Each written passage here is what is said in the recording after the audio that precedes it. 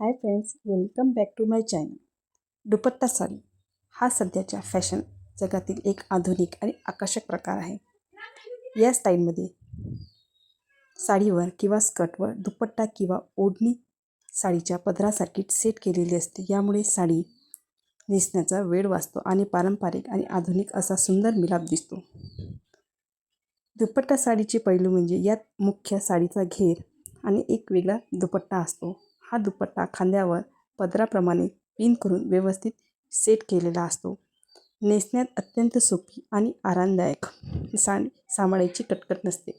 पारंपरिक Indo western असा trendy look मिळतो.